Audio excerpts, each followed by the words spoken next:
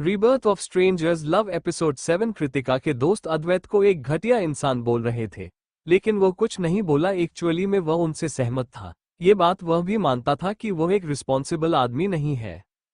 जब उसकी वाइफ को उसकी सबसे ज्यादा जरूरत थी तो न सिर्फ उसने कोई मदद नहीं की, बल्कि उसके लिए ज्यादा मुसीबतें खड़ी की। उसके दोस्त उससे इतनी नफरत करते हैं तो वो इमेजिन कर सकता था कि कृतिका अपने हस्बैंड अक्षत से कितनी नफरत करती होगी। उन तीनों ने पूरी तरह से अद्वैत को इग्नोर कर दिया था, इसलिए अपनी एग्जिस्टेंस को याद दिलाने के लिए उसने कहा, कृतिका क्या ये तुम्हारे दोस्त हैं?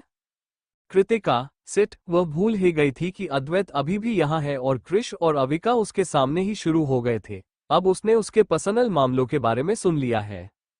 अविका ने फाइनली उसकी आवाज सुनकर अद्वैत को नोटिस किया और एक साइड होते हुए बोली, वाह इतना हैंडसम इंसान, क्या हम कभी मिले हैं? कृति, क्या ये तुम्हारा हस्बैंड अक्षत है? अगर यह अक्षत है ना तो उसे डिवोर्स मत दो। कितनी अच्छी बात है कि तुम्हें इतना हैंडसम इंसान मिला है। अगर यह कुछ नहीं भी करता है तो इसकी नाम की ही वाइफ बनना ही कितनी अच्छी बात है। अद्वैत। कृतिका ने जल्दी से एक साइड अविका को पीछे खींचा और अद्वैत को इंट्रोड्यूस करवाया, यह अक्षत नहीं है, यह मेरे बॉस है, मित्तल ग्रुप के प्रेसिडेंट अद्वैत सर यह अविका है और यह क्रिश है, मेरे बचपन की दोस्त।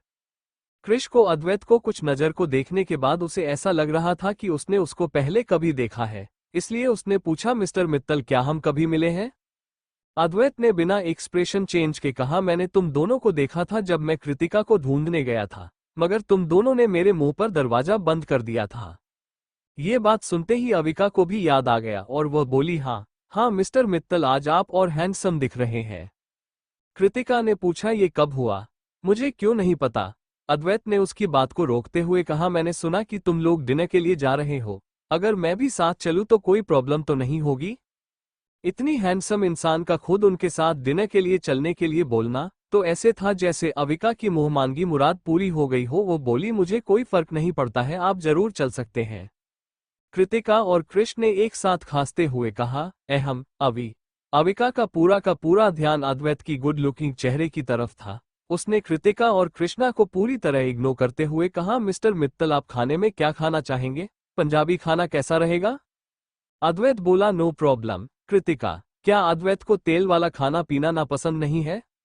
यूजुअली जब भी कोई और लड़की या औरत अद्वैत की तरफ बिना पलके चछपकाए देखती तो अद्वैत उसे देखकर ऐसे मुंह बनाता है जैसे किसी ने उसे मक्खी खिला दिया, मगर आज उसने अपने गुस्से को कंट्रोल में किया हुआ था और अविका के साथ बात किए जा रहा था। हुआ क्या है आज उसके साथ? कृतिका इसके आगे कुछ सोच पाती उससे पहले ही थोड़ी ठंडी हवा चलने लगी और उसके काम वाले कपड़े थोड़े से पतले थे जिससे वह कांप गई। तो कृष्ण ने जल्दी से अपना कोट को उतारा और उसे पहनते हुए कहा, हवा चल रही है, गाड़ी में बैठो और उसमें बैठकर डिसाइड कर लेना कि कहाँ खाने का जाने हैं। कृतिका ने अपनी छोटी सी नाक सिकोड़ते हुए कहा, कृष तुम्हारे कोट से पसीने के बदबू आ रही है, कितने टाइम से नहीं धोया है इसे? कृष्ण ने उसकी तरफ घूर कर देखा और बोला, दे दे वापस, अगर नहीं चाहिए तो, और जम ठंड में। कृतिका ने उस जैकेट को टाइटली हक कर लिया और मुस्कुरा कर बोली, थोड़ी सी बदबू आ रही है मगर चलेगा। उसके चेहरे पर एक बहुत ही प्यारी मुस्कुराहट थी, एक ऐसी मुस्कुराहट जो उसके दिल से आ रही थी, उसके जैसी नकली मुस्कुराहट नहीं जो हमेशा उसके काम करते वक्त होती थी। अद्वैत कृष के कोट को हटाकर अपना जैकेट कृतिका को पहनाना चाहता था, मगर अपने कामों की वजह से उसने अपने आप को कंट्रोल कर दिया।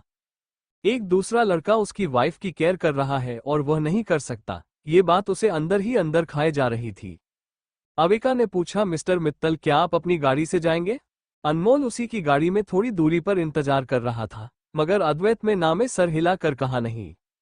तो अविका तुरंत बोली, अगर आपको कोई फर्क ना पड़ता हो तो आप हमारे साथ चल सकते हैं। अद्वैत जिस सबसे सस्ती घड़ी में आज तक बैठा था उसकी कीमत भी 1 करोड़ से नीचे नहीं थी, इसलिए कृतिका बोली, सर आप क्यों नहीं इंतजार कर लेते हैं आपके ड्राइवर के आने का? उसकी कोई जरूरत नहीं है। इतना कहकर अद्वैत जाकर कृष्ण की गाड़ी में पैसेंजर सीट पर बैठ गया जिससे कृतिका कृष्ण के बगल ना बैठे। अविका भी उसके पीछे पीछे गाड़ी में जाने लगी, मगर कृतिका ने तुरंत उसे पकड़कर धीरे से कहा, अभी वो अद्वैत मित्तल है, उनकी शादी हो चुकी है, इसलिए सोच समझकर बोलो। कोई फर्क नहीं पड़ा और वो बोली, उनकी शादी का मुझसे क्या लेना देना है? मुझे उनसे शादी थोड़ी करनी है, मैं तो बस इतने हैंडसम इंसान से एक बार बात करना चाहती हूँ जिससे मेरी बोरिंग लाइफ में थोड़ी सी एक्साइटमेंट आ जाए। जितना वो दिख रहे हैं ना उतने आसान नहीं है वह, और ना ही शांत। मुझे लगता है वो एक्चुअली में बहुत अच्छे हैं। वो एक्चुअली में वो नए नए आमिर हुए लोगों की तरह शान नहीं झाड़ रहे थे। अविका बातें करते हुए अद्वैत की तरफ देख रही थी और वह आगे बोली, वो काफी हैंडसम है, लुक से भी और फिजिक्स से भी। ये तो किसी मेल सेलिब्रिटी से भी बेहतर दिखते हैं। कृतिका बोली, तुम चुप रहो प्लीज। अविका बोली, कृति मैं तुम्हें कम्प्लीमेंट नहीं दे रही हूँ, लेकिन तुम इकलौती ऐसी लड़की हो जो हमेशा इतने हैंडसम इंसान के साथ रहने के बावजूद भी उसके बारे में कुछ नहीं सोचती हो। अगर मैं तुम्हारी जगह होती ना तो मैंने ऑलरेडी रास्ता ढूंढ लिया होता उसकी गर्लफ्रेंड बनने का। कृतिका ने जल्दी से अविका का मुंह बंद करते हुए कहा, अभी प्लीज कुछ तो समझ कर बोल, कल उन्हीं के साथ काम करना है।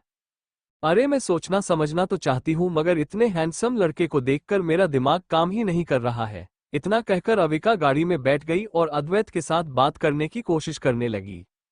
वो कृतिका की बेस्ट फ्रेंड थी, इसलिए अद्वैत ने उसे पूरी तरह इग्नोर नहीं किया, मगर उसके जवाब बिल्कुल छोटे थे। कृतिका ने जो सबसे ज्यादा जवाब सुना वो सिंपल सा हाँ था। भले ही वो कोल्ड था मगर अविका बोले जा रही थी, मिस्टर मित्तल मैंने कृति से सुना है कि आप शादीशुदा है।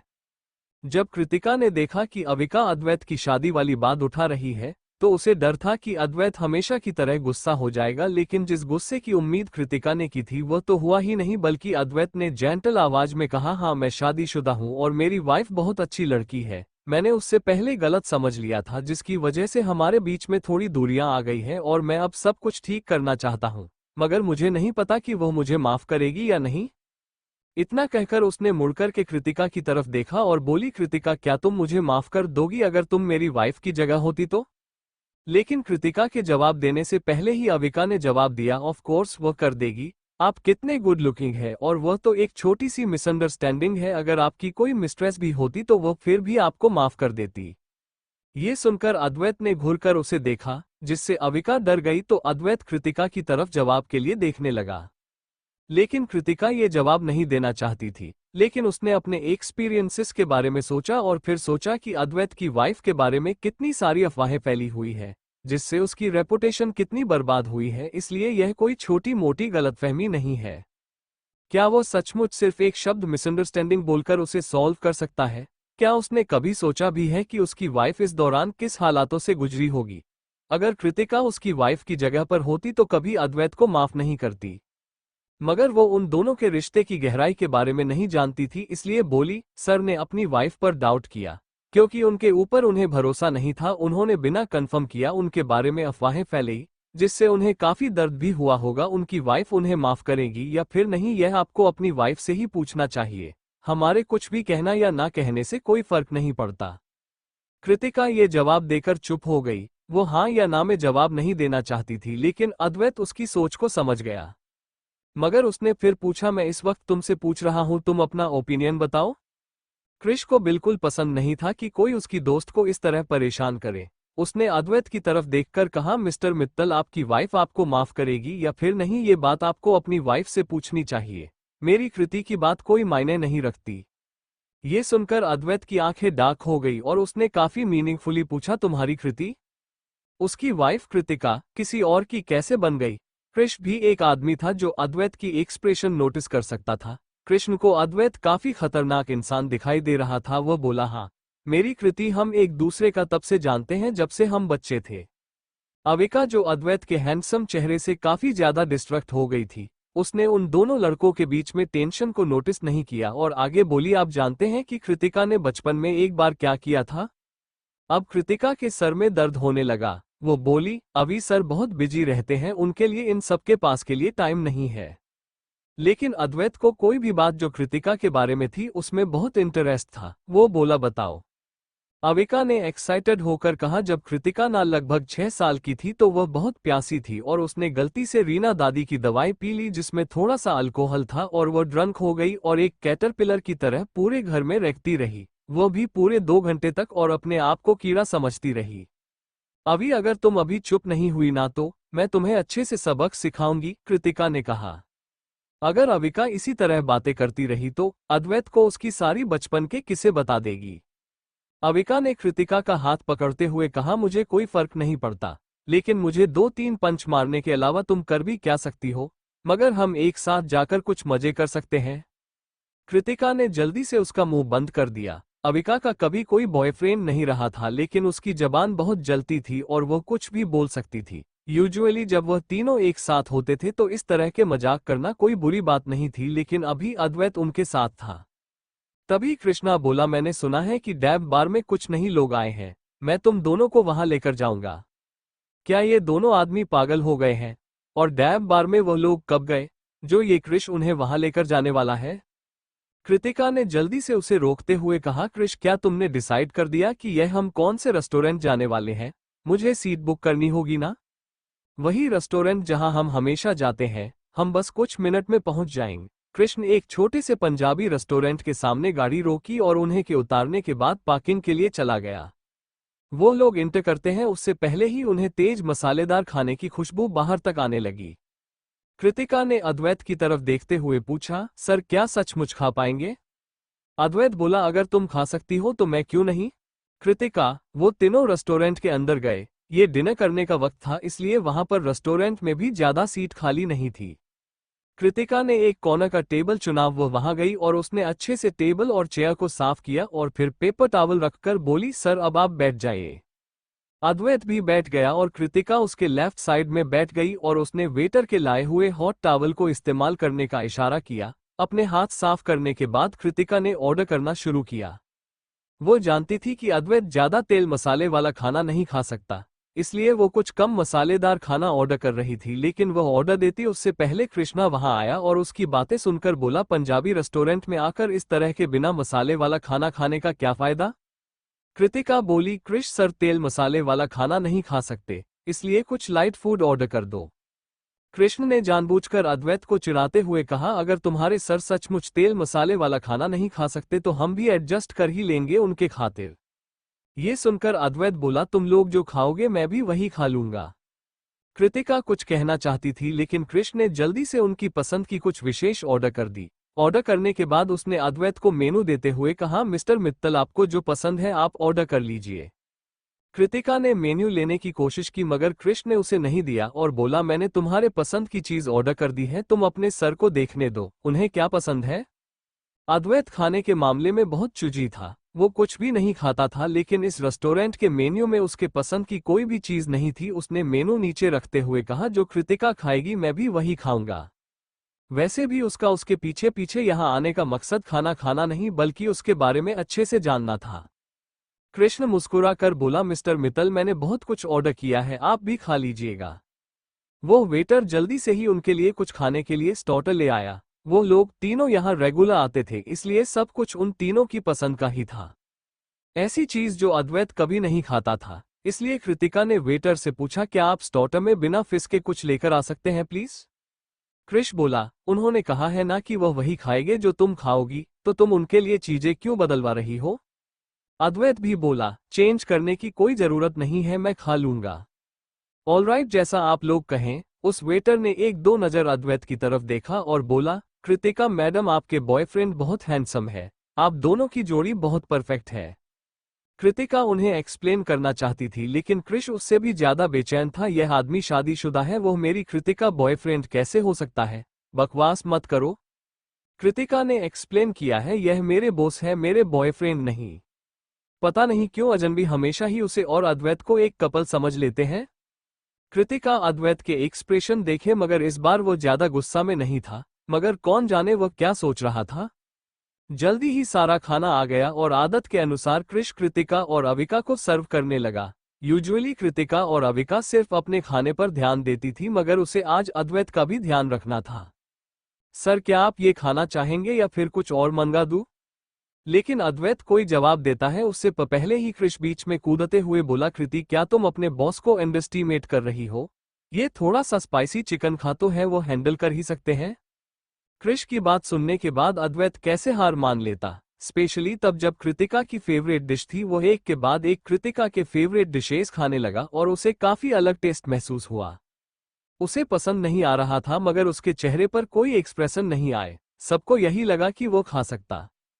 कृष आगे बोला, अगर तुम्हारे बॉस खा सकते हैं तो तुम भी खाओ ना। अद्वैत को बिना किसी एक्सप्रेशन के खाता हुआ देखकर कृतिका ने भी आगे कुछ नहीं कहा। वो तेल मसाले वाला खान जैसे जैसे अद्वैत के पेट में जा रहा था, उसके पेट की हालत बिगड़ती जा रही थी। मगर वो बिना किसी एक्सप्रेशन के दिख रहा था। कृति तुम भी खाओ। कृष्ण कृतिका का प्लेट में खाना रखने लगा। अद्वैत नहीं हारना चाहता था, इसलिए वह भी कृतिका के प्लेट में खाना रखने लगा तो कृतिका बोली, सर आप बस खाना खाएं, मेरी चिंता मत कीजिए। मित्तल ग्रुप के प्रेसिडेंट खुद उसके लिए खाना सर्व करें, ये बात कृतिका के बर्दाश्त के बाहर थी। कृतिका मना कर रही थी मगर अद्वैत को कोई फर्क नहीं पड़ा। इस वक्त वह ऐसा लग रहा था जैसे कृष के साथ उसका कोई कंपटीशन चल रहा हो। दोनों एक के बाद एक कृतिका के प्लेट में खाना रखे जा रहे थे। कृतिका की प्लेट तुरंत ही भर गई और वह पूरे खाने को खा भी नहीं सकती थी।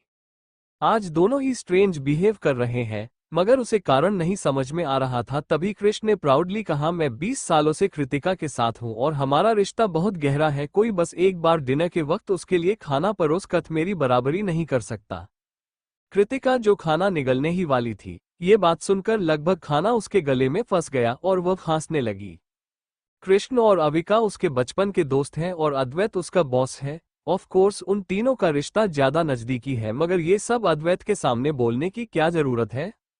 कृतिका ने टेबल के नीचे से कृष को एक लात मारी, तब जाकर उसे रियलाइज हुआ कि वो कुछ ज्यादा ही बोल दिया। इसलिए उसने जल्दी से अविका की प्लेट में खाना रखते हुए कहा, अभी और खाओ, पेट भर के खाना।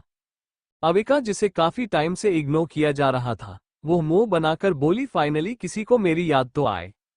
खाना काफी टेंशन माहौल में खत्म हुआ। खाने के बाद कृतिका ने कृष को गाड़ी लाने के लिए अविका के साथ भेज दिया और वह अद्वैत के साथ रोड के साइड पर चलते हुए बोली, सर अगर मेरे दोस्तों ने आपको कुछ गलत कह दिया हो आज रात तो आप प्लीज बुरा मत मानिएगा। अद्वैत ने उसकी तरफ देखा और बोला, मेरे सवाल का जवाब सीरियसली दो और मैं नहीं मानूंगा बुरा। कृतिका ने कंफ्यूज होकर पूछा, कौन सा सवाल। अद्वैत को दोबारा पूछने में कोई फर्क नहीं पड़ने वाला था। उसने पूछा, अगर तुम मेरी वाइफ होती तो क्या तुम मुझे माफ कर देती। कृतिका ऑलरेडी इस मामले के बारे में भूल गई थी। उसने उम्मीद नहीं की थी वह ये सवाल दोबारा पूछेगा। उसने थोड़ी देर सोचा और बोली, अगर मैं होती तो मैं आपको कभी माफ नहीं करती, मगर इसके कई सारे रीजन से। उसने कहा कि इसके कई सारे रीजन है, मगर अद्वैत जानता था कि वह एक सोच समझ जवाब दे। उसने एक दूसरे तरीके से पूछने का सोचा, आज मैंने सुना कि तुम लोग तुम्हारे हस्बैंड के बारे में बात कर रहे थे। उनकी बातों से लग रहा था कि वह तुम्हें अच्छे से ट्रीट नहीं करता है और वह अब तुम्हें डिवोर्स भी नहीं देना चाहता है, तो तुम्हारा फ्यूचर प्लान क्या है। कृतिका सचमुच अपना पर्सनल मैटर उसके साथ डिस्कस नहीं करना चाहती थी। वो बोली, सर क्या जो मामले काम से रिलेटेड नहीं है उसका मैं जवाब नहीं दूं तो चलेगा। हेल्पलेसली अद्वैत ने मुस्कुरा कर पूछा, क्या मैं तुम्हें इतना डरा दिया। कृतिका ने ना में सर हिलाते हुए कहा, नहीं सर, ऐसा नहीं है कि मैं डरी हुई नहीं हूं, लेकिन मुझे बस इतना ही लगता है कि पर्सनल मामलों को प्रोफेशनल लाइफ से दूर रहना चाहिए। अद्वैत को भी पर्सनल और प्रोफेशनल लाइफ में काफी अच्छा डिस्टेंस लगता है। उसके लिए उसकी प्राइवेट लाइफ में इंटर करना इतना आसान नहीं होने वाला है। कृति चलो। कृष गाड़ी लेकर वहां आ गया और उसने वहां जाते हुए कहा, सर कल मिलते हैं। कृतिका गाड़ी में बैठी और दरवाजा बंद होती है। उसने कृष और अविका को पंच मारते हुए कहा, क्या कर रहे थे आज तुम दोनों, स्पेशली तुम कृष, क्या तुम चाहते हो कि मेरी नौकरी चली जाए। कृष्ण सच सच बोला, मुझे नहीं पता क्यों, मगर मुझे हमेशा ऐसा लगता है कि उसके तुम्हें लेकर कुछ और मोटिव्स है, ऐसे जैसे वो तुम्हें हमसे छीन कर ले जाना चाहता हो। कृषि, यह सब ना तुम्हारे बॉडी शॉप की वजह से तुम सोच रहे हो। अविका एक टिपिकल इंडियन लड़की थी जो ज्यादातर लोगों को उनके बॉडी शॉप और लुक से ही जज करती थी। वह बोली, वह अद्वैत मित्तल है, मित्तल ग्रुप का प्रेसिडेंट। न सिर्फ वह अमीर है बल्कि उसका चेहरा भी कितना हैंडसम है। क्या तुम्हें पता भी है कि कितनी सारी दुनिया में लड़कियों हैं जो उसके पीछे पागल हो चुकी तरह पड़ी हुई है। तुम उन्हें गिन भी नहीं पाओगे। अगर उसका सचमुच कृतिका को लेकर जो कोई इंटेंशन है, इसका मतलब हमारी कृति आउटस्टैंडिंग है।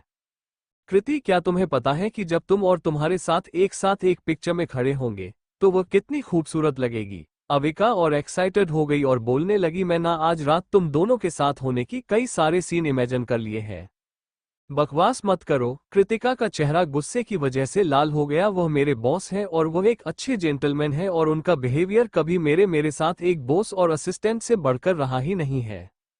कितनी बुरी बात है कि वह शादीशुदा है। अविका ने गहरी सांस छोड़कर कहा, जितनी तुम खूबसूरत हो ना, मैं तुम लोगों के ऊपर एक कहानी लिख सकती थी और वो तुम्हारे पीछे पागल भी हो जाता।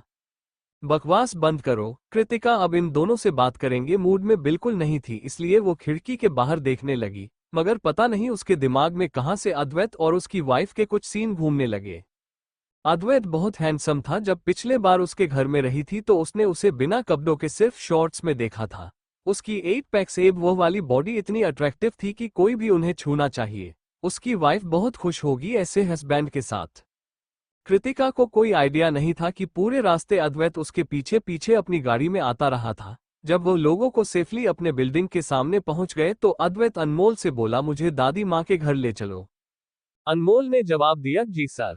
तभी अचानक से अद्वैत को क्रिश की बात याद आई और उसने पूछा, वैसे ये देव बार किस तरह की जगह है?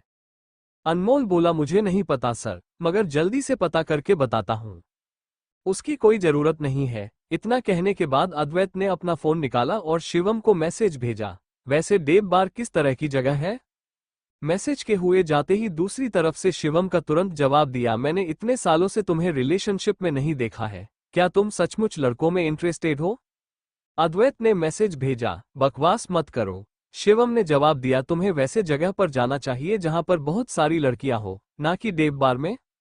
अद्वैत ने फिर मैसेज भेजा, चुपचाप बताओ।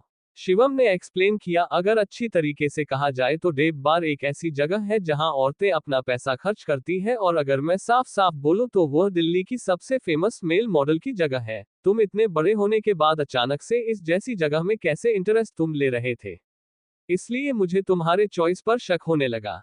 मेल मॉडल शॉप, ऐसी जगहों पर कृतिका जाती है मजे के लिए? ये सोचकर अद्वैत का चेहरा डार्क हो गया और गुस्से में उसने अपना फोन साइड में फेंक दिया। दिल्ली से लोनावाला पहुंचने में बहुत घंटे लगने वाले थे। अद्वैत ने पहले ही कृतिका की दादी की सेहत को ध्यान में रखते हुए सारे अरेंजमेंट कर दिए थे। वो यह इतनी रात को वहां जा रहा था ताकि वो रीना जी के तबीयत को लेकर उनकी चिंता कम कर सके और उन्हें मना सके कि वो उसके और कृतिका के रिश्ते को एक और मौका दे दे। जब तक वो लोनावाला पहुंचा काफी रात हो चुकी थी। रीना जी और लक्ष्मी जी ऑलरेडी सोने जा चुकी तो अद्वैत गेस्ट रूम में चला गया और कुछ घंटे आराम करने के बाद सुबह फ्रेश होकर डाइनिंग टेबल पर उनका इंतजार करने लगा। लक्ष्मी जी और रीना जी ज्यादा नहीं सोई थी और जल्दी उठ जाती थी। सुबह के 6 बजे वह दोनों हाउसकीपर और नर्स की मदद से नीचे आए। अद्वैत को देखकर वह दोनों ही हैरान हो गए। लक्ष्मी जी सबसे पहले बोली, शैतान कहीं के, फिर से तुम यहाँ मुझे गुस्सा दिलाने आ गए हो? अद्वैत खड़ा हुआ और उसने उन दोनों को ग्रिट करते हुए कहा, मुझे डर था कि दादी माँ को अपने माहौल की और लोनावाला जैसे जगह की आदत नहीं होगी, इसलिए मैं यहाँ उन्हें चेक करने आया था। लक्ष्मी जी ने जवाब दिया, किसने कहा तुम्हें यहाँ आने के लिए? निकले यहाँ से, तुम्हें कोई आसपास नहीं देखना चाहता? रीना जी काफी समझदार औरत थी और वह उन दोनों को देखकर समझ गई कि दोनों नाटक कर रहा है, लेकिन कोई फर्क नहीं पड़ता, एटलीस्ट वह लोग एफर्ट्स कर रहे हैं। वो बोली, अक्षत मैं तुम्हारे इंटेंशन समझता हूँ। मैं यहाँ तुम्हारी दादी के साथ भी इसलिए आई ताकि यह बात क्लियर कर सकूं कि पिछले दिनों में जो कुछ भी हुआ उसके लिए मेरे मन में कोई बुरी बात नहीं है। मगर मैं अपनी बात तुम्हारे सामने साफ कर देती हूँ, कृति तुम्हारे साथ रिश्ता रखना चाहती है या फिर नहीं, यह उसका डिसीजन होगा। रीना जी को अद्वैत का बिहेवियर बहुत अच्छा लगता था। अगर वो दोनों बच्चे एक साथ खुश रहे तो वह भी खुश हो जाएंगी, लेकिन आखिर में सब कुछ कृतिका की मर्जी के ऊपर ही डिपेंड करता था। मेरी बात को समझने के लिए थैंक यू दादी, अब बस अपनी सेहत पर ध्यान दीजिए। कृतिका की फिक्र मत दीजिएगा, मैं उसका ध्यान रखूंगा। जब अद्वैत को रीना जी का सपोर्ट मिल गया तो उसे ऐसा लगा जैसे उसके दिल से एक पत्थर उतर गया है। तभी लक्ष्मी जी बोली, तुम इस नालायक को इतनी आसानी से नहीं छोड़ सकती हो? रीना जी हंसते हुए बोली, उसे माफ करना है, नहीं करना है, या छोड़ना है या नहीं छोड़ता है, ये हमसे कोई लेना देना नहीं है। इन यंगस्टर्स को उनके मामले को हैंडल करने दो, हमारे कितने दिन ही बचे हैं, उनके मामलों को छोड़कर हम अच्छे से खुशी खुशी जीते हैं। ठीक है, फिर हम इससे दूर रहेंगे, लक्ष्मी जी बोली और फिर उन्होंने अद्वैत को वार्निंग देते हुए कहा, लेकिन तुम यंग मैन, अगर तुमने फिर से कृतिका के साथ कुछ गलत किया ना तो मैं तुम्हें सबसे पहले इस जायदाद से निकलूंगी। चिंता मत कीजिए, ऐसा कुछ नहीं होगा दोबारा। नाश्ता करने के बाद अद्वैत ने उन दोनों को बाय कहा और वापस देने के लिए निकल गया। रास्ते में अनमोल ने अद्वैत की हालत में बदलाव नोटिस कर ली और पूछा, सर आपकी तबीयत खराब लग रही है, क्या हुआ? अद्वैत ने अपने हाथ से अपने पेट पर प्रेस किया और सीट पर पीछे लेटते हुए बोला, कुछ नहीं, बस एयरपोर्ट चलो। अनमोल ने आगे कुछ नहीं पूछा मगर सेक्रेटरी उसने अपनी मां को कॉल कर दिया। वही पूरी रात आराम करने के बाद कृतिका जल्दी एयरपोर्ट के लिए निकल गई। उसे अद्वैत के साथ मुंबई जाना था ग्लोबल टेक्नोलॉजी कॉन्फ्रेंस के लिए। ये कॉन्फ्रेंस मित्तल ग्रुप के रिसर्च और डेवलपमेंट सेक्टर के लिए काफी बड़ा मौका था और अद्वैत और बाकी की टीम काफी सीरियसली इस मामले को ले रही थी।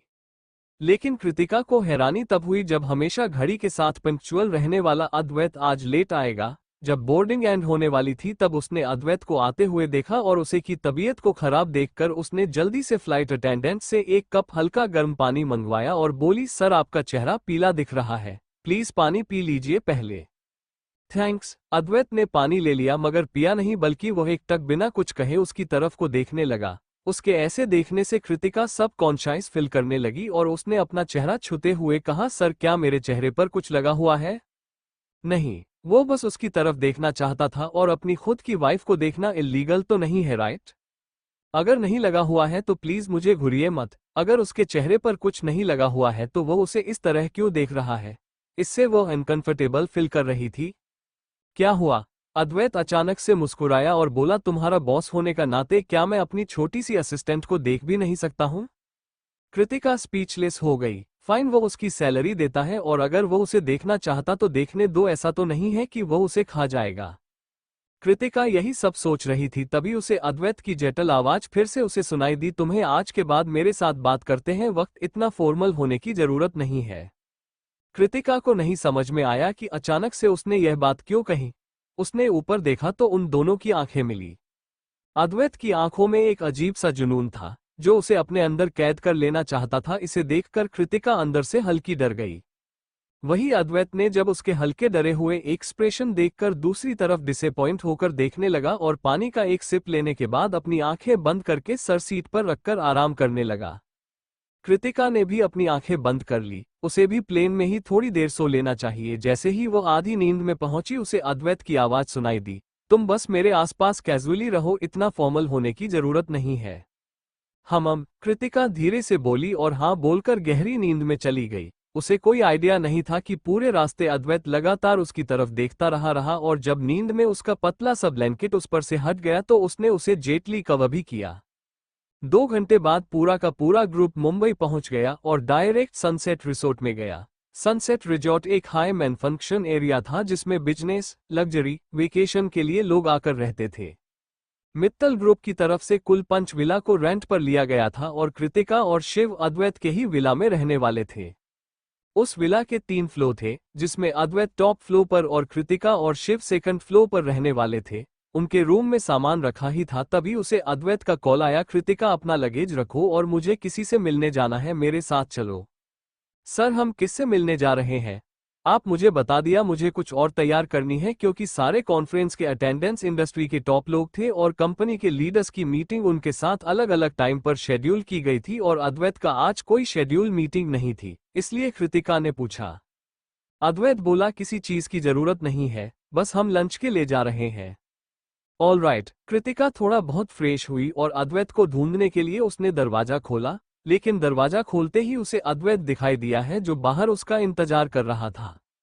वो एक्चुअली में उसका इंतजार कर रहा था, एक छोटी सी असिस्टेंट, जिससे कृतिका पैनिक हो गई और बोली, सॉरी सर आपको वेट करने के लिए। अद्वैत ने उसका नाम धीमी आवाज में लिया, कृतिका। कृतिका बोली, सर क्या मैं आपके लिए कुछ कर सकती हूँ? अद्वैत बोला, कृतिका हम मेरे एक दोस्त से मिलने जा रहे हैं जो मेरे मेंटर भी है।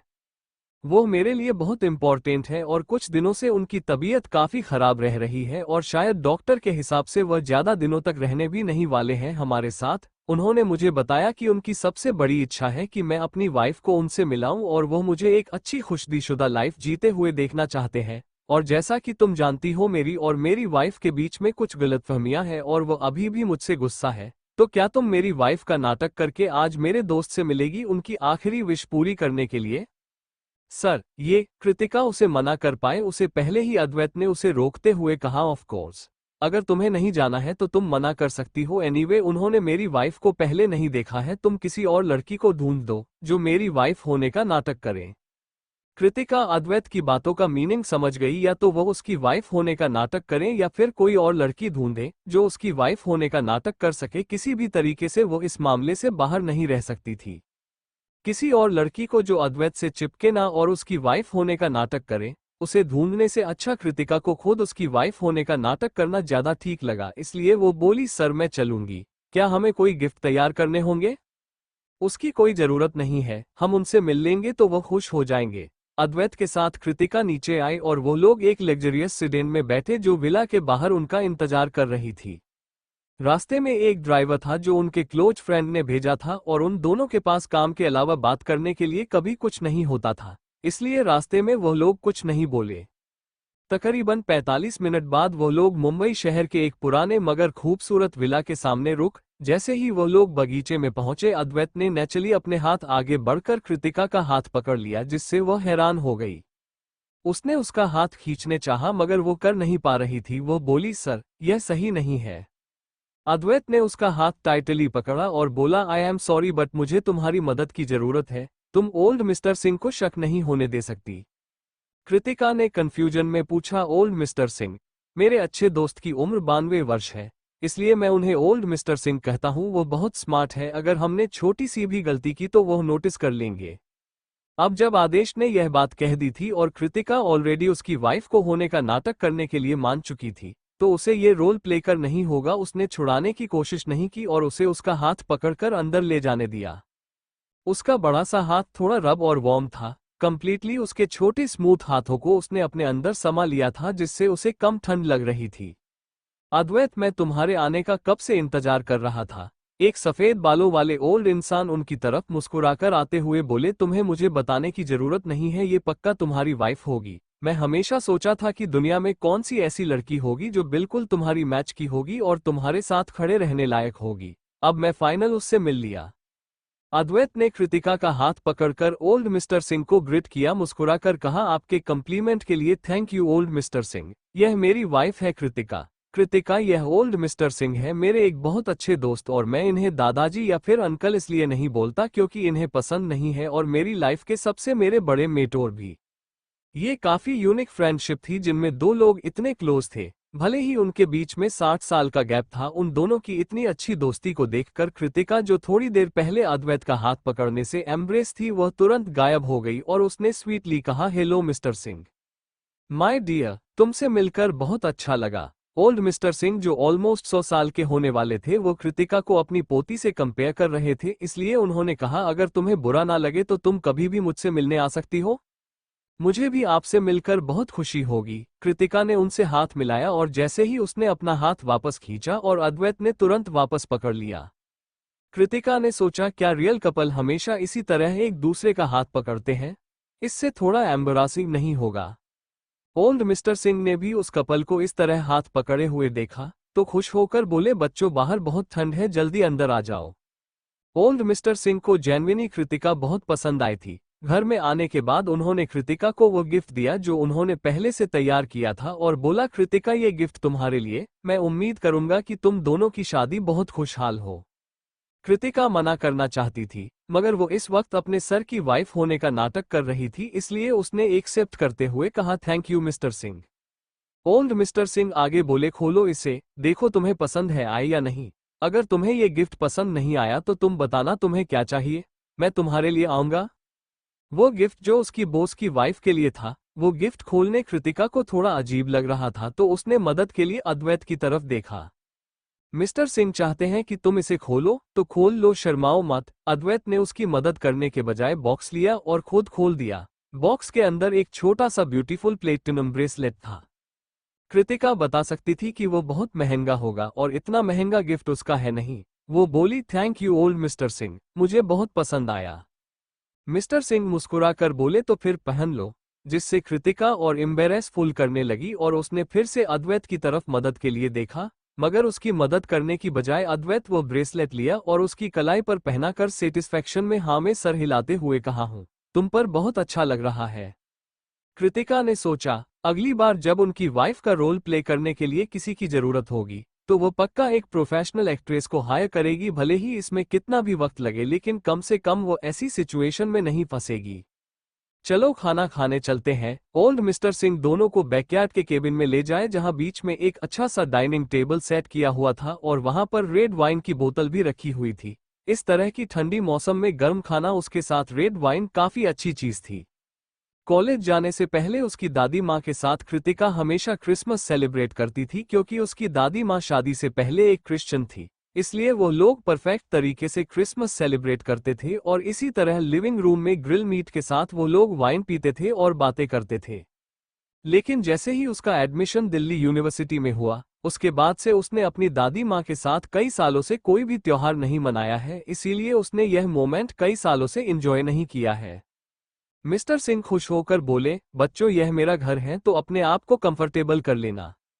ओल्ड मिस्टर सिंह काफी समझदार इंसान थे, उन्हें डर था कि कहीं उन्हें दोनों को उनके घर पर ऑकवर्ड फील हुआ, तो इसलिए उन्होंने सर्वेंट लंच प्रिपेयर करने के बाद उन्हें वहां से वापस भेज दिया। ऑलराइट, कृतिका ने अपना कोट उतारा और खाना परोसने के लिए तैयार हो गई, मगर अद्वैत ने उसे जल्दी की और मीट ग्रिल करने लगा और बोला, तुम हमेशा मेरा ध्यान रखती हो, इसलिए आज तुम बैठो और एंजॉय करो। कृतिका जल्दी से बोली, सर, मैं आपको यह नहीं करने दे सकती। तुम मेरी वाइफ हो तो क्यों नहीं? अद्वैत ने उसे टाइम पर रोक दिया। कृतिका ने सोचा कि उसे डर हो कि वो कुछ गलत बोल देगी, इसलिए अद्वैत ने ये बातों से याद दिलाई है, इसलिए उसने ज्यादा कुछ नहीं सोचा। मिस्टर सिंह हंसते हुए बोले, तुम दोनों एक दूसरे को काफी अजीब तरीके से एड्रेस करते हो। अगर मुझे ठीक से नहीं पता होता तो मुझे लगता कि यह तुम्हारी एम्प्लॉय है जो तुम्हें सर कह रही है। कृतिका स्पीचलेस गई क्योंकि वो आफ्टर ऑल सिर्फ अद्वैत की असिस्टेंट ही थी। अद्वैत मुस्कुराया और बोला, मिस्टर सिंह वो शर्मिली है, उसे चिढ़ाए मत। तुम अपनी वाइफ के लिए बहुत प्रोटेक्टिव हो। मिस्टर सिंह ने वाइन बोतल उठाई और दोनों के लिए गिलास में डालते हुए कहा, चलो तुम्हारी इस खुशनुमा जिंदगी के लिए एक टोस्ट। अद्वैत ने अपना गिलास उठाते हुए कहा, आपकी ब्लेसिंग के लिए थैंक यू। कृतिका के पास उनके साथ कोऑपरेट करने के अलावा और कोई रास्ता नहीं था। टोस्ट के बाद अद्वैत ने वो ग्रिल्ड मीट कृतिका और मिस्टर सिंह की प्लेट्स में रखा। अब जब अद्वैत ने उसे आज सब कुछ भूलकर एंजॉय करने के लिए कहा था, तो कृतिका ने भी खुद को नहीं रोका और खुश होकर खाने लगी। मिस्टर सिंह काफी बूढ़े हो गए थे, इसलिए यूजुअली वो ज्यादा नहीं खाते थे, मगर कृतिका को खाना एंजॉय करता हुआ देखकर वो भी थोड़ा ज्यादा खा लिया। वह तीनों एक साथ वहां बैठकर खाते हुए ड्रिंक कर रहे थे और बात कर रहे थे। उनकी कन्वर्सेशन के दौरान कृतिका को पता चला कि अद्वैत बचपन में एक बार गुम हो गया था और मिस्टर सिंह ने उसे ढूंढ रहा था, जो दिल्ली एक बिजनेस ट्रिप के लिए गए थे। उन दोनों की उम्र में भले ही 64 सालों का गैप था, लेकिन तब से ही वो लोग अच्छे दोस्त बन गए थे और तब से ही मिस्टर सिंह का अद्वैत की जिंदगी में काफी इंपॉर्टेंट रोल था। कृतिका को तो ये भी पता चला कि ओल्ड मिस्टर सिंह के सिर्फ एक ही बेटा था, जो बीमारी के कारण 1 साल पहले ही गुजर गया, और उनकी पोती अपने काम की वजह से बहुत बिजी रहती है और उनसे मिलने से छुट्टियां पर ही मिलने आती है। ओल्ड मिस्टर सिंह ने मुस्कुराते हुए कहा कि वह समझते हैं कि उनकी पोती के पास बहुत काम है और वह उनसे मिलने नहीं आ पाता थी, लेकिन कृतिका ने ये सब कहते वक्त उनकी आंखों में जो उदासी थी उसे देख लिया। उसकी दादी माँ भी हमेशा ऐसा ही एटीट्यूड रखती है और कहती है कि वह अपना ख्याल रखे, काम ज्यादा ना करे, और वह कभी नहीं कहती कि वह उसे मिस कर रही है और उसे घर बुलाना चाहती है। जैसे ही बच्चे बड़ा हो जाता है, उनके पास अपने फैमिली होती है, अपने बच्चे होते हैं, और वह लोग कई बार अपने बड़ों के बारे में भूल जाते हैं, जिन्हें भी उनकी केयर की उतनी ही जरूरत होती है। क्या हुआ? अद्वैत की डिप आवाज से कार्तिक अपने होश में वापस आई और मुस्कुरा कर बोली, कुछ नहीं, मैं बस आप लोगों की बातें सुन रही थी। अद्वैत बता सकता था कि वो थोड़ी उदास है, मगर उसने ज्यादा कुछ नहीं कहा और उसने उसका वाइन ग्लास लिया और उसमें से वाइन अपनी ग्लास में डालते हुए बोला, तुम और नहीं पीने वाली हो? कृतिका स्पीचलेस हो गई। वो लोग बस नाटक कर रहे हैं, अद्वैत को उसकी क्लास से वाइन लेने की कोई जरूरत नहीं थी। मिस्टर सिंह हंसते हुए बोले, मैंने कभी नहीं सोचा था कि मुझे इतना बड़ा ऑनर प्राप्त होगा कि तुम किसी और के लिए ड्रिंक कर रहे हो, यह मैं देख सकूं। अद्वैत ने कैजुअली जवाब दिया, वो मेरी वाइफ है, ऑफ कोर्स मुझे उसे प्रोटेक्ट करना है, अगर उसे किसी ने उसे चुरा लिया तो। मिस्टर सिंह बोले, अच्छी बात है यंग मैन कि तुम समझदार हो। कृतिका ने तुमसे बहुत कम उम्र में शादी कर ली है और तुम्हारे साथ फैमिली बना ली, इसलिए तुम्हें उसका सबसे स्ट्रॉन्गेस्ट सपोर्ट बना होगा और हमेशा उसके साथ खड़े रहकर उसे प्रोटेक्ट करना होगा। आप बिल्कुल सही है, मैं पहले इसका पहले अच्छे से ख्याल नहीं रखा, जिसकी वजह से बहुत प्रॉब्लम हुई। मैं कसम खाता हूं कि मैं दोबारा वही गलती नहीं करूंगा, अद्वैत ने कहा और माफी भरी नजरों से कृतिका की तरफ मुड़कर देखने लगा। उसकी आंखें काफी डिप थी। कृतिका को लगा कि वो शायद वाइन पी के ड्रंक हो गया है और यह माफी और बातें जरूर उसने अपनी वाइफ के लिए कही है। कृतिका उससे कहना चाहती थी कि उसे अपने आप को इतना ब्लेम करने की जरूरत नहीं है, वो बस एक साथ एक अच्छी लाइफ जी सकते हैं फ्यूचर में। मगर वो उसकी वाइफ नहीं थी और ना ही उसने वह एक्सपीरियंस किया है जो उसकी वाइफ ने झेला होगा। उसे ये भी नहीं पता था कि इन दोनों के बीच हुआ क्या है, इसलिए वो एडवाइस देने के लायक नहीं है। वो शांत रही, जिसे देखकर अद्वैत हंसा और फिर से उसने ड्रिंक के लिए अपना ग्लास उठाया। तभी मिस्टर सिंह बोले, तुम दोनों थोड़े ऑकवर्ड दिख रहे हो, क्या तुम यहाँ आने से पहले लड़कर आए हो? ये सुनते ही कृतिका के हाथ रुक गए, लेकिन अद्वैत ने जल्दी से जवाब दिया, हाँ, हमारी लड़ाई हुई थी। अगर आपकी बात नहीं होती तो यह मेरे साथ आना तो दूर मुझसे बात भी नहीं करती। मिस्टर सिंह ने हाँ में सर हिलाते हुए कहा, मैं तुम्हारे पकड़े हुए हाथों को देखकर बता सकता था कि तुम दोनों की लड़ाई हुई है, मगर यह कोई बड़ी बात नहीं है। कौन से कपल है जिनके बीच में लड़ाई नहीं होती है? जब मेरी और मेरी वाइफ की पहले पहले शादी हुई थी तो हमारी डिफरेंट पर्सनैलिटी की वजह से हमारी हमेशा लड़ाई होती थी। एक बार जब वह मेरे सामने खूब रोई तो उसके आंसू देखकर मुझे इतना बुरा लगा और मैंने कसम खा ली कि मैं उसे कभी उदास नहीं होने दूंगा और हमेशा उसे खुश रखूंगा। मैंने ये भी प्रॉमिस किया था कि मैं उसे कभी छोड़कर नहीं जाऊंगा, मगर वही मुझे पहले छोड़कर चली गई। अपनी स्वर्गवासी पत्नी को याद करते हुए मिस्टर सिंह के आंसू से आंसू बहने लगे और वह बोले, कभी भी यह मत सोचना कि तुम लोग यंग हो और तुम्हारे सामने बहुत बड़ी जिंदगी है। जिंदगी बहुत छोटी है और जब तक तुम्हें पता चलेगा तब तक सालों बीत जाते हैं। अपने हर एक दिन को अच्छे से एक दूसरे के साथ सेलिब्रेट करो। अद्वैत ने हाँ में सर हिलाया और बोली, आई विल। कृतिका ने भी हाँ में सर हिलाया और अपने अनजाने हस्बैंड अक्षत के बारे में सोचने लगी। उनकी शादी ऐसी है जैसे कभी हुई ही नहीं और उसने भी उसकी डिवोर्स वाली बात से पहले उसके बारे में कभी नहीं सोचा। लेकिन जब भी वो सोचती है तो उसे ऐसा लगता है कि उसकी शादी कल ही हुई थी, लेकिन जब कैलकुलेट किया जाए तो उसकी शादी को 1 साल और 7 महीने बीत चुके थे और पता नहीं कितने दिन बाकी हैं जिंदगी में। ये सब सोकर कृतिका ने मन अपना लिया कि जब वह दिल्ली लौटेगी तो अक्षत से उनकी शादी के बारे में बात करेगी कि उन्हें डिवोर्स ना लेकर एक दूसरे को समझना चाहिए। ये सब सोचकर कृतिका ने अपना प्राइवेट फोन निकाला और अक्षत को मैसेज भेजा, अक्षत चलो मिलकर अच्छे से बात करते हैं। उसका मैसेज जाते ही अद्वैत का फोन बाजा, जिसे देखकर मिस्टर सिंह हंसते हुए बोले, तुम दोनों एक साथ बैठे हुए हो और फिर भी एक दूसरे को मैसेज कर रहे हो। क्या ऐसी कोई बात है जो मैं बुढ़ा नहीं सुन सकता? कृतिका ने जल्दी से कहा, नहीं, मैं इन्हें टेक्स्ट नहीं कर रही थी, मैं अपने फ्रेंड को टेक्स्ट कर रही थी। अद्वैत ने धीरे से अपना प्राइवेट फोन निकाला और उसमें सचमुच कृतिका का एक मैसेज था। वो उससे बात करना चाहती है, मगर क्या? उसने अपनी पतली उंगलियों से मैसेज भेजा, तुम किस बारे में बात करना चाहती हो? कृतिका ने जवाब दिया, हमारी शादी के बारे में, हमारा डिवोर्स होगा या नहीं उसके बारे में हमें मिलकर बात करनी होगी। हमें इस तरह एक दूसरे का वक्त नहीं बर्बाद करना चाहिए। यह मैसेज पढ़कर अद्वैत ने एक मैसेज टाइप किया, मगर फिर उसे डिलीट कर दिया। नहीं, अभी वक्त नहीं हुआ है उसकी आइडेंटिटी रिवील करने का। उसने फोन रखा और कृतिक के प्लेट में खाना रखते हुए कहा, अपना खाना खाओ, फोन के साथ मत खेलो। अब जब उसके बॉस ने बोल दिया था तो कृतिका, जो अक्षत के रिप्लाई का इंतजार कर रही थी, उसके पास फोन रखने के अलावा और कोई चॉइस नहीं थी। मगर वह अभी भी सोच रही थी कि अक्षत के जवाब ना आने का क्या मतलब है। क्या वो कुछ अवॉइड कर रहा है? जब तक उन लोगों का खाना खत्म हुआ और ड्राइवर उन्हें सनसेट रिजॉर्ट लेकर पहुंचा तब तक डिनर का टाइम हो चुका था। कृतिका ज्यादा ड्रंक नहीं थी, वो बिल्कुल सोबर थी। उसने शावर लेकर जल्दी सोने का फैसला किया ताकि वो कल की मीटिंग को अच्छे से हैंडल कर पाए। जब वो फ्रेश हो रही थी तब उसे रियलाइज हुआ कि मिस्टर सिंह का दिया हुआ ब्रेसलेट अभी भी उसके हाथ पर है। कृतिका ने जल्दी से उसे ब्रेसलेट को निकाला और उसे क्लीन कर दिया और फिर उसे बॉक्स में रखने के बाद अद्वैत के पास गई। उसने दरवाजा नॉक करते हुए कहा, सर, मिस्टर सिंह ने जो मुझे गिफ्ट दिया था, मेरा मतलब है आपकी वाइफ को दिया था, वो मुझे वापस करना है, क्या आप आकर ले लेंगे? लेकिन किसी ने अंदर से जवाब नहीं दिया। कृतिका को लगा कि वह ज्यादा ड्रिंक करने की वजह से ड्रंक हो गया होगा, क्योंकि उसने डिनर के दौरान बहुत ज्यादा ड्रिंक की थी और पूरे रास्ते बिना कुछ कहे अपना सर पीछे झुकाकर लेटा हुआ था। वो जल्दी से नीचे गई और उसके लिए कुछ सूप बनाया और फिर वापस ऊपर आकर नॉक किया, मगर अभी भी कोई जवाब नहीं हो गई हो। कहीं उसे फिर से अल्कोहल एलर्जी तो नहीं हो गई? इस बारे में चिंता करते हुए कृतिका ने दरवाजा खोला। दरवाजा पूरी तरह से खुला हुआ था और एक ही धक्के में पूरी तरह खुल गया। रूम पूरा अंधेरे से भरा हुआ था, पर्दे बंद थे और कोई लाइट ऑन नहीं थी। अंदर इतना अंधेरा था कि कृतिका कुछ देख नहीं पा रही थी। सर, क्या मैं अंदर आ जाऊं? कृतिका बोली, लेकिन कोई जवाब न मिलने पर वह अंदर गई और उसने लाइट ऑन की तो उसे अद्वैत सोफे पर आधा लेटा हुआ दिखाई दिया।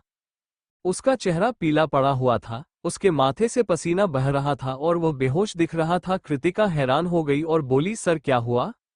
अद्वैत ने फिर कोई जवाब नहीं दिया तो कृतिका मदद के लिए किसी को बुलाने का सोचने लगी। लेकिन उसके पास उसका फोन नहीं था। वह नीचे जाकर फोन लेने ही वाले थे, तभी अचानक से अद्वैत ने उसे पकड़ लिया और कहा, मैं ठीक हूँ।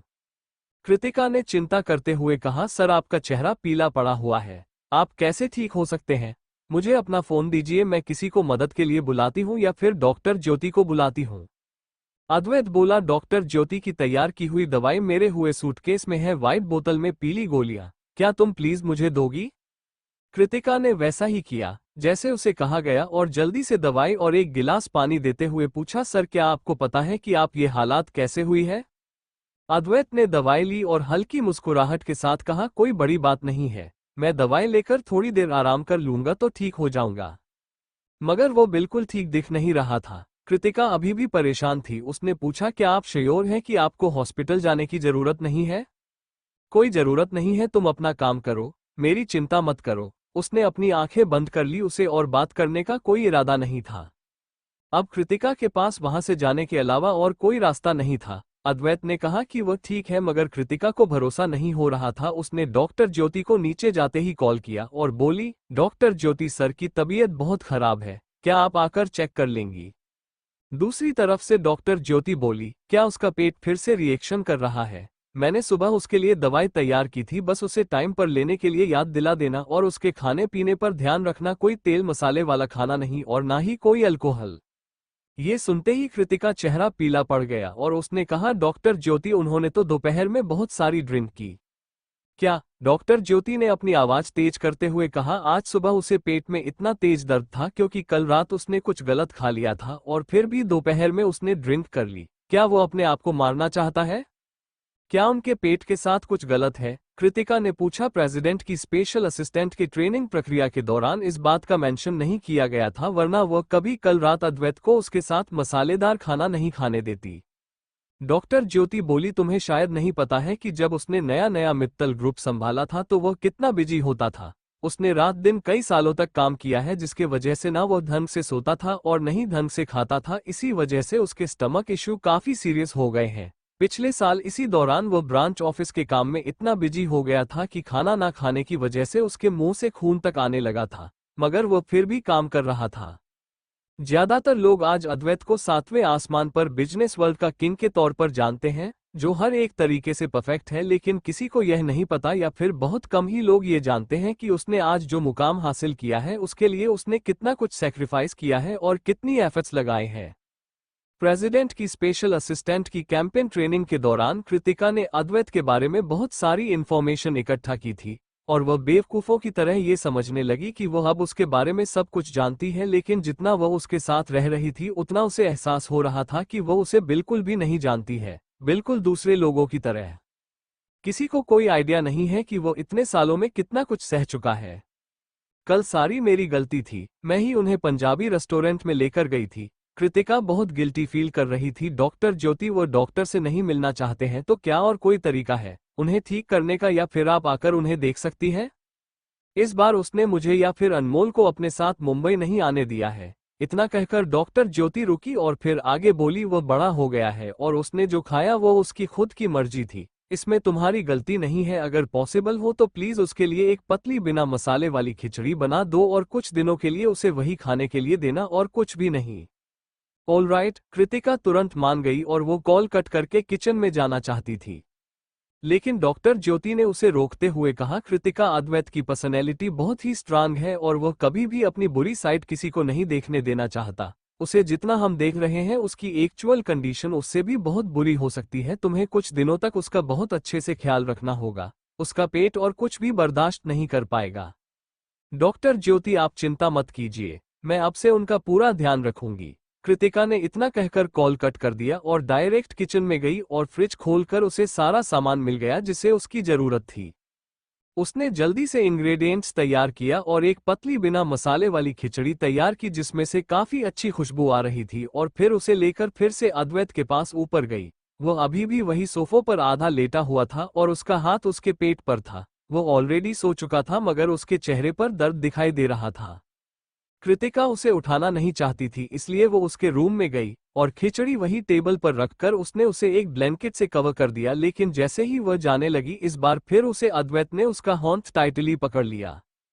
उसने इतने फोर्स का इस्तेमाल किया था कि कृतिका के हाथ में दर्द होने लगा। वो बोली, सर दर्द हो रहा है। उसे लगा कि अद्वैत उठ गया है, लेकिन जब उसने ध्यान से देखा तो उसकी आंखें अभी भी बंद थी और उसने शायद नींद में ही उसका हाथ पकड़ लिया था। आई एम सॉरी, वो धीरे से बोला। उसकी आवाज बहुत ही अच्छी थी, मगर उसमें एक अजीब सा दर्द था। कृतिका ने अपने आप से ही सोचा, मुझे सॉरी बोलकर आप क्या कर लेंगे? यह आपको अपनी वाइफ से कहना चाहिए। कृतिका ने सोच लिया कि अद्वैत नींद ने उसे अपनी वाइफ समझा रहा है, इसीलिए उसका हाथ पकड़कर सॉरी कह रहा है। इसलिए उसने अपना हाथ वापस खींचने की कोशिश की, लेकिन वो नहीं कर पाई, तो आखिर में उसने हार मान ली। उसके पेट में सचमुच काफी दर्द हो रहा होगा, क्योंकि उसकी माथे पर जो पसीना था और जोरदार दिखाई दे रहा था। वैसे एक्सप्रेशन कृतिका ने अद्वैत के चेहरे पर पहले कभी नहीं देखे थे, मगर वो उसे यह बात तो माननी होगी कि भले ही वो बीमार था मगर फिर भी हैंडसम दिख रहा था। इस तरह की हैंडसम ने जो किसी भी लड़की को अट्रैक्ट कर सकती थी। कृतिका के दिमाग में ख्याल आया तो वह एक पल के लिए डर गई और जल्दी से अपना सर दूसरी तरफ घूम लिया और उसकी तरफ देखना बंद कर दिया। लेकिन अभी भी उसका हाथ अद्वैत की पकड़ में था, इसलिए वो उसकी प्रेजेंस को इग्नोर नहीं कर सकती थी। उसका हाथ भी कितना अच्छा था, एकदम पतला, ब्यूटीफुल, बिल्कुल हैंड मॉडल की तरह। कृतिका को नहीं पता चला कि कितना वक्त बीत गया, क्योंकि रूम में अंधेरा होने की वजह से उसे कुछ पता नहीं चल रहा था। उसके ग्रिप की वजह से कृतिका का हाथ सुन्न पड़ चुका था और वो ऑलमोस्ट सोफा पर जो कर सोने ही वाली थी। जब उसने अद्वैत की डिप और मैग्नेटिक आवाज सुनी, कृतिका आधी नींद में, कृतिका ने जल्दी से अपना सर उठाए तो उसे उसका हमेशा खूबसूरत आंखों में काफी सारे क्वेश्चन दिखाई दिए। तो कृतिका ने जल्दी से एक्सप्लेन किया, सर आपने मेरा हाथ पकड़ लिया था और मैं वापस नहीं ले पा रही, इसलिए मैं यहाँ बैठ गई। तो ये हुआ था। उसने ऐसा सोचा कि उसे कुछ पता चल गया है और वह यहाँ उसका ख्याल रखना आई है, मगर उसने एक्सपेक्ट नहीं किया था कि वो कुछ ज्यादा ही सोच रहा है। कृतिका धीरे से हिली और उसे याद दिलाने के लिए कि उसने अभी भी उसका हाथ पकड़ा हुआ है, बोली, सर क्या प्लीज आप यहाँ छोड़ेंगे?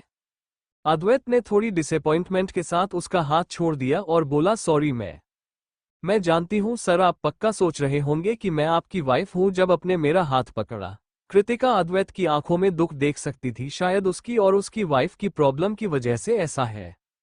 कृतिका ने थोड़ी देर सोचा और फिर कुछ कहने का डिसाइड किया और बोली, सर अगर आपको अपनी वाइफ की इतनी ही फिक्र है तो जाकर बस उससे बात कीजिए, सब कुछ अपने तक ही मत रखिए।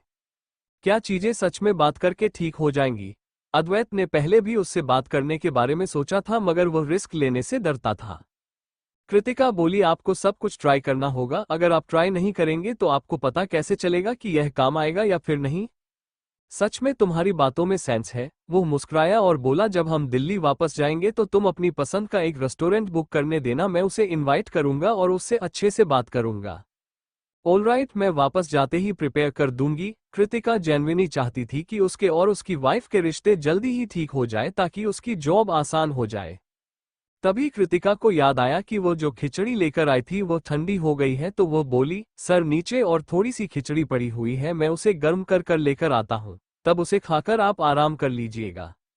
अद्वैत तो बोला, थैंक यू, मुझे थैंक यू कहने की जरूरत नहीं है। कृतिका ने अपना सर नीचे करके उदास होकर कहा, अगर मैं नहीं होती तो आपने वह तेल मसाले वाला खाना कल रात खाया ही नहीं होता और आपका पेट की हालत ऐसी नहीं होती। सारी सर, अपने आप को ब्लेम मत करो, इसमें तुम्हारी कोई गलती नहीं थी। अद्वैत ने इतनी धीरे से अपना हाथ आगे बढ़ाया और जेटली उसके सर को छुआ। ये पहली बार था जब उसने उसके बालों को छुआ था। उसके बाल कितनी स्मूथ थे, जो काफी अच्छा फील करवाते थे। उसने अपना हाथ पीछे खींचा और उसमें स्निफ किया। उसमें से एक बहुत ही रिफ्रेशिंग और लाइट फ्रेग्रेंस आ रही थी। कृतिका अचानक उसके ऐसे करने से हैरान हो गई, मगर जब उसने उसकी शांत और कंपोज आंखें देखी तो उसे लगा कि वो फिर से ज्यादा सोच रही है और बोली, सर मैं आपके लिए खाना तैयार करती हूँ। अद्वैत बोला, ठीक है। फिर कृतिका जल्दी से उसके रूम से चली गई तो अद्वैत ने फिर से अपनी उंगलियों को स्निफ किया।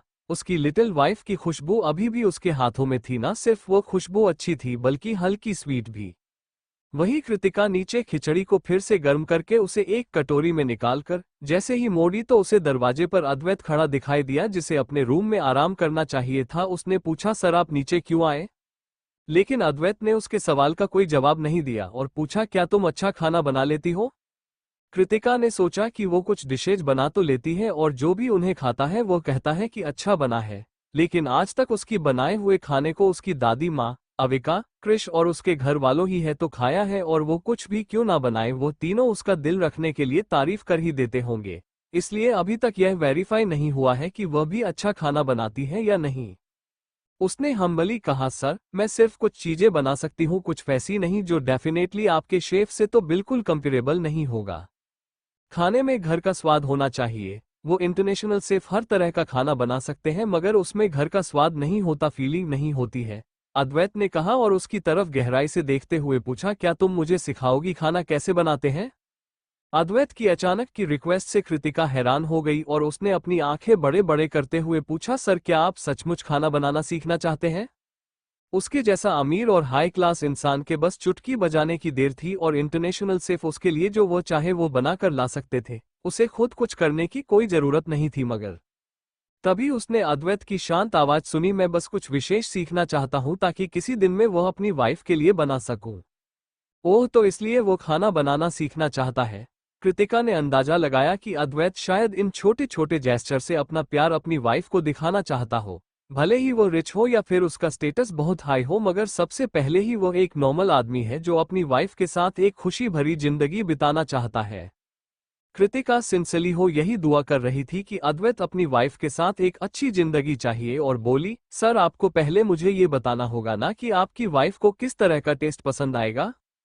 उसकी आंखें और होंठ दोनों ही मुस्कुरा रहे थे। अद्वैत उसे देखकर बता सकता था कि उसकी वह वाइफ जिसे वह जानती भी नहीं उसके साथ उसकी लाइफ अच्छी हो। ये बात कृतिका दिल से चाहती है और अगर उन दोनों के बीच में सब कुछ ठीक हो गया तो वो बहुत खुश होगी। इसका मतलब उसके मन में सचमुच उसके लिए कोई और फीलिंग्स है ही नहीं।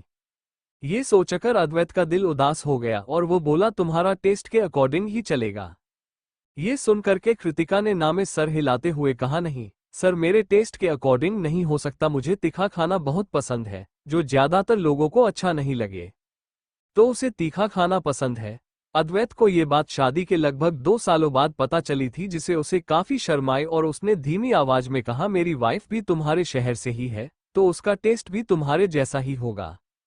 ओह, ऐसी बात है। कृतिका ने उम्मीद नहीं की थी कि अद्वैत की वाइफ किसी छोटे शहर से होगी, मगर वो और भी कॉन्फिडेंस हो गई क्योंकि उसे वहां की लोकल डिशेज काफी अच्छे से बनानी आती थी। वो बोली, ठीक है फिर, मेरी दादी माँ ने जो मुझे कुछ रेसिपी सिखाई वह मैं लिख दूंगी और मैं आपकी मदद भी करूंगी, तो कि आप उन्हें सीख ले और आपकी वाइफ उसे देखकर खुश हो। अद्वैत बोला, मुझे अभी सीखना है। कृतिका ने जवाब दिया, सर आपको पहले कुछ खा लेना चाहिए और थोड़ा आराम कर लेना चाहिए। इतना कहकर कृतिका ने उसे ऊपर से नीचे तक देखा और यह सोचने लगी कि क्या उसे बीमारी की हालत में खाना बनाने का शौक चढ़ा है। वो इतना बीमार होते हुए भी क्यों खाना बनाना चाहता है? अद्वैत बोला, मैं ठीक हूँ। उसका चेहरा पीला पड़ा हुआ है। वो ठीक कैसे हो सकता है? वो बस कृतिका के सामने दिखाना नहीं चाहता है और कृतिका को वो लोग बिल्कुल पसंद नहीं थे जो आपने हेल्थ को सीरियसली नहीं लेते। वो बोली, सर अगर आपको अपना ख्याल नहीं रखता है तो कम से कम आप अपनी वाइफ का तो सोचिए। अगर उन्हें पता चला कि आप बीमार हैं तो वह पक्का परेशान होंगे और उदास हो जाएगी। क्या आप चाहते हैं कि वो हर रोज आपकी सेहत की चिंता में ही रहे? अगर उसके और उसके हस्बैंड अक्षत का रिश्ता नॉर्मल शादी जैसा होता और वो अपनी हेल्थ को इग्नोर करके काम करता रहता और उसकी हालत अद्वैत जितनी खराब होती तो वो पक्का उसे डांट लगाती। उसे यह बात समझनी होगी कि शादी के बाद उसकी सेहत सिर्फ उसके लिए नहीं है, उसे किसी और का भी ख्याल रखना है। लेकिन उसे अब इस बात की चिंता करने की जरूरत नहीं है। अद्वैत ने पूछा, क्या तुम्हें मेरी चिंता हो रही है? कृतिका ने हाँ में सर हिलाकर कहा, ऑफ कोर्स मुझे हो रही है। वो उसका बॉस है और उसकी सैलरी उसके ऊपर डिपेंड करती है। अगर वो बीमार रहा तो उसकी जॉब जा सकती है, तो उसके घर के लिए पैसे कहाँ से आएंगे? कृतिका ने मन ही मन सोचा। लेकिन अद्वैत उसके मन की बात नहीं सुन पाया और उसका जवाब सुनकर काफी खुश हुआ और उसे और परेशान न करने के लिए वो उसकी एडवाइस मानते हुए बोला, ठीक है फिर मैं किसी और दिन सीख लूंगा। ये सुनकर कृतिका मुस्कुराई और बोली, तो सर प्लीज ये खा लीजिए। अद्वैत ने जवाब दिया, ऑल राइट। कृतिका ने उसे कुछ खिचड़ी दी और उसी के साथ डाइनिंग टेबल पर बैठ गई। अद्वैत ने अभी 1 या 2 चम्मच ही खाया था तभी शिव 5 से 6 के प्रोजेक्ट लीडर्स के साथ वहां पहुंचा और सब लोगों ने दरवाजे पर से ही एक साथ ग्रिट किया, sir Kritika good evening. Kritika बोली, गुड इवनिंग। अद्वैत ने एक आईब्रो उठाई और उसकी सिल्वर फ्रेम ग्लासेस के अंदर से उसकी आंखों में गुस्सा साफ दिखाई दे रहा था और पूछा, क्या है? शिव ने जल्दी से वहां जाकर डॉक्यूमेंट देते हुए कहा, सर हमने प्रोजेक्ट प्लान को फिर से रिव्यू किया था दोपहर में और हमें कुछ गलत लगा है। हमें आपकी मदद की जरूरत है सर, आप एक बार देख लीजिए। अद्वैत ने एक नज़र डॉक्यूमेंट की तरफ देखा और शिव ने जो लोग फॉलोड बोला था जल्दी ही उसे पकड़ लिया और बोला, मित्तल ग्रुप की self develop chip already approve हो गई है और मार्केट में जाने वाली है। इस मीटिंग का पर्पज सिर्फ इतना है कि हम सबको बता सके कि हम यानी कि मित्तल ग्रुप किसी और के मोबाइल फोन और कंप्यूटर बिजनेस पर डिपेंड नहीं है। शिव अद्वैत की बातों का मतलब समझ गया और बोला, आपका मतलब है कि इस बार हमें अपनी ताकत छुपाने की जरूरत नहीं है, बस हम दूसरों को अपनी ताकत दिखाने वाले हैं। अद्वैत ने हाँ में सर हिलाया और उसके पतले लिप्स हल्के से ऊपर उठे जो उसके कॉन्फिडेंस को दिखा रहे थे और वह बोला, कई बार अपनी ताकत लोगों को दिखाने से हम अपनी मन की चीज अचीव कर सकते हैं। अद्वैत की यह बात सुनकर सबने एक राहत की सांस ली। सब लोग प्रोजेक्ट प्लान पर कट डाटा को देखकर शॉक हो गए थे और वो ये सोचने लगे कि उनकी टीम में ही कोई गद्दार है, लेकिन फॉर्चुनेटली ऐसा नहीं है, वरना उनके सारे एफर्ट्स बेकार हो जाते। शिव दोबारा बोला, सब लोग जाइए और आराम कीजिए, अगले कुछ दिनों तक हमें एनर्जेटिक रहना है ताकि हम सबको मित्तल ग्रुप की पावर दिखा सके। ओके, सब लोग जितनी तेजी से आए थे उससे ज्यादा तेजी से निकल गए। जल्दी ही सिर्फ वहां पर 3 लोग बच गए थे। कृतिका ने शिव से पूछा, शिव क्या तुमने डिनर किया, क्या तुम्हें कुछ खाना है? शिव ने देखा कि अद्वैत और कृतिका खा रहे हैं तो उसने पूछा, क्या तुमने खाना बनाया है? कृतिका ने हाँ में सर हिलाया और कहा, हाँ अभी भी थोड़ा बचा हुआ है, तुम्हारे हाथ की होममेड खाना, अगर मैं भूखा नहीं भी होता तो खाना चाहता। जैसे ही शिव ने अपनी बात खत्म की उसे अपने ऊपर साइड से जलती हुई नजरें महसूस हुई, जैसे वह यही जलकर खत्म हो जाएगा। उसने अपना सर घूम कर देखा तो उसे अद्वैत की नजर दिखाई दी और शिव का ऐसा लग रहा था जैसे अद्वैत की नजरें इस वक्त एक जहरीले तीर की तरह है, अगर वह नहीं भागा तो इसी वक्त मर जाएगा। उसने नर्वसली अपना सलाइवा घटका और बोला, कृतिका मैंने ऑलरेडी डिनर कर लिया है, मैं नहीं खा पाऊंगा। सर अपना टाइम लेकर आप खाइए, मैं ऊपर जाकर आराम करता हूँ। इतना कहने के बाद वह वहां से ऐसे भाग जैसे उसके पीछे भूत पड़ा हो। कृतिका उसे इस तरह भागता हुआ देखकर थोड़ी कंफ्यूज हो गई और उसने पूछा, ये शिव को क्या हो गया? उसकी चिंता मत करो, अद्वैत ने पोट से और खिचड़ी निकलते हुए कहा, अगर उसे नहीं खानी है तो मैं खा लूंगा। वो शिव उसकी वाइफ का बना हुआ खाना डिजर्व नहीं करता है। अद्वैत कभी ज्यादा खाना नहीं खाता था, स्पेशली डिनर के वक्त, और उसके पेट में भी दर्द था, इसलिए कृतिका को चिंता थी कि वो कुछ ज्यादा खा लेगा तो प्रॉब्लम हो जाएगी। इसलिए वो बोली, सर आप आज ज्यादा मत खाए, रात को ज्यादा खाना ठीक नहीं है। अद्वैत का पेट भर चुका था लेकिन वो कृतिका का बनाया हुआ कोई भी चीज वेस्ट नहीं करना चाहता था। वो बोला, क्या मैं 5 साल का बच्चा हूँ? कृतिका, उसने अपने मन ही मन सोचा कि अद्वैत हमेशा उसे परेशान करता है सिर्फ इसलिए क्योंकि वह उसका बॉस है, जो कंप्लीटली अनरीजनेबल है। खाना खत्म करने के बाद कृतिका नेचुरली प्लेट साफ करना चाहती थी, मगर अद्वैत ने उसका हाथ पकड़ लिया और कहा, मैं साफ कर दूंगा री।